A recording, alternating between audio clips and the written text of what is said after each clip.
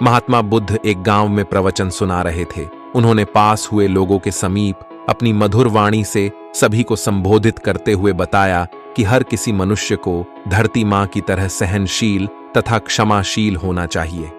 क्रोध मानव का ऐसा शत्रु है जो दूसरों को तो हानि पहुंचाएगा, साथ में खुद भी उससे नहीं बच पाएगा। इसलिए क्रोध, ईर्ष्या मानव की सबसे बड़े शत्रु है। सभा में सभी लोग शांति से उनकी बात को ध्यानपूर्वक सुन रहे थे। तभी वहां उस सभा में एक अतिक्रोधी व्यक्ति भी उपस्थित था।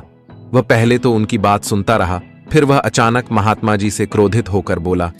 बोलते समय उसका आंखें खून के समान लाल हो रही थीं। उसने बोला कि तुम ढोंगी हो, यहां बैठकर लोगों को बेवकूफ बना रहे हो। ये जो भी तुम कुछ कह रहे हो ना, इसको सचमुच करना बहुत मुश्किल है, समझे? तुम्हारी इन बातों का कोई मतलब नहीं है। यह सब बातें कोई मायने नहीं रखती। असल जिंदगी में कहानी सुनाना बंद करो धूर्त महात्मा, और जहां से आए हो वहीं चले जाओ। ऐसे कठोर वचन सुनकर भी महात्मा जी ने उस क्रोधी पुरुष का कोई विरोध नहीं किया और न ही उसकी बातों पर कोई भी प्रतिक्रिया दी। वह शांत रहे और अपना काम करते रहे, जिससे वह पुरुष और भी क्रोधित हो गया।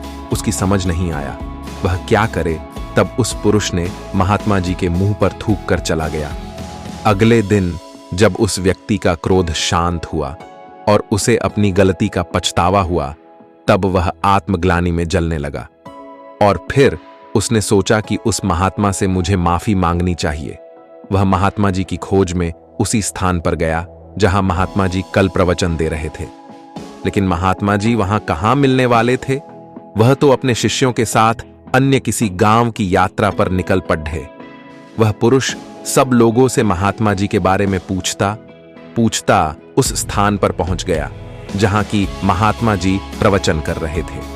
तब उस पुरुष को महात्मा जी के शिष्यों ने उसे उनके पास जाने से रोका, लेकिन महात्मा जी ने अपने शिष्यों को आदेश दिया कि आने दे उस पुरुष को। तब वह पुरुष महात्मा जी के चरणों पर गिर गया।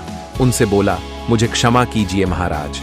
उसने महात्मा जी से पूछा, क्या आप भूल गए हो कि मैं वही जिसने कल आपका इतना अपमान किया था? मैं अपने दुष्ट कृत्य की आपसे माफी मांगता हूं। तब महात्मा जी ने बड्ढे शालीनता से उस पुरुष से बोले कि कौन सी बात? तब उस पुरुष ने बड्ढी हैरानी से महात्मा जी की ओर देखा। महात्मा जी बोले कि मैं तो बीती बातें वहीं छोड़ दी और आज आया, क्योंकि बीता हुआ कल कभी वापस लौट कर नहीं आता। इसलिए बीती हुए बातों की वजह से आज और अपना आने वाला कल नहीं बिगड़ना चाहिए। जो हो गया सो हो गया। तुम्हें अपनी भूल का एहसास हुआ, यही सबसे बड़ी बात है।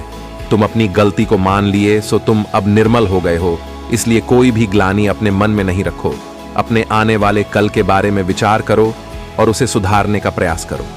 महात्मा जी की बात सुनकर उस पुरुष के मन का भार हल्का हो गया और उसने महात्मा जी के चरणों को पकड़ डाकर कहा, आज से मैं अपने क्रोध का त्याग करता हूं और धैर्यवान और क्षमाशील होने का प्राण आज से लेता हूं।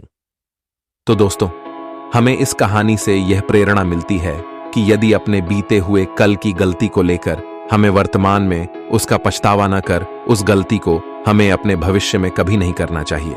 क्योंकि दोस्तों, बीता हुआ कल कभी लौटकर वापस नहीं आता।